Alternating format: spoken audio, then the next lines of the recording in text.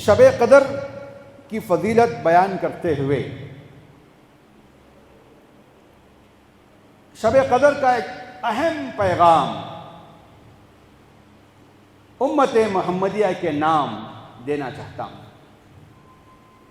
ہم جانتے ہیں کہ ہم رمضان کے مہینے سے گزر رہے ہیں، اور یہ بھی ہمارے علم میں ہے کہ ہم آخری عشرے میں گزر رہے ہیں۔ رمضان کا مہینہ سال کے 12 مہینوں میں سب سے افضل اور بہتر مہینہ ہے، اور رمضان کے 3 عشروں میں آخری عشرہ بہت زیادہ فضیلت والا عشرہ ہے، اور ان عشروں میں بھی اس پورے عشرے میں 10 راتیں ہیں۔ ان 10 راتوں میں 10 دنوں میں سب سے افضل دن وہ ہے جس دن قرآن نازل ہوا۔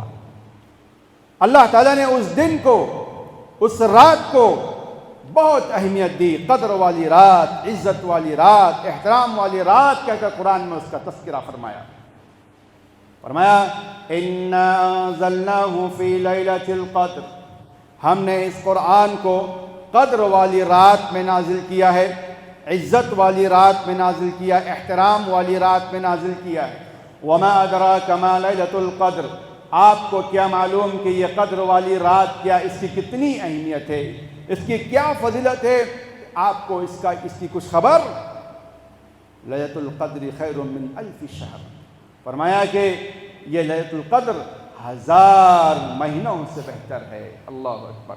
اللہ نے 1000 گھنٹے نہیں کہے، 1000 دن نہیں کہے، 1000 ہفتے نہیں کہا، اللہ نے کہا 1000 مہینوں سے بہتر ہے، جس کو اگر ہم شمار کریں تو 83 سال اور 4 مہینے لگ بھگ بنتے ہیں۔ اتنی اہم یہ رات ہے، ایک رات 1000 مہینوں سے بہتر ہے۔ ایک رات کی عبادت 83 سال کی عبادت سے افضل ہے، برابر بھی نہیں، ایکویل بھی نہیں۔ خیر من 1000 شہر، ایسا نہیں کہا کہ ایکویل ہے، برابر ہے، کہا کہ 1000 مہینوں سے بہتر ہے، اور کتنی بہتر ہے اس کا کوئی لمٹ نہیں ہے۔ اور بعض علماء کہتے ہیں کہ 1000 کی گنتی بھی اس لیے بیان کی گئی کیونکہ عرب کے نزدیک 1000 ہی کی سب سے بڑی گنتی تھی۔ عرب جو ہے جب گنتے تھے تو 1000 ہی ان کی اسٹاپ، آخری گنتی ان کی 1000 تھی، اس سے آگے وہ نہیں گنتے تھے۔ اب جو بھی گننا ہو 1000 کچھ ملٹیپل کرتے تھے، 10,000، 100,000، 100,000 ایسا، تو 1000 ہی کو 1000 تو 1000 کو 1000 سے ملٹیپل کرتے تھے۔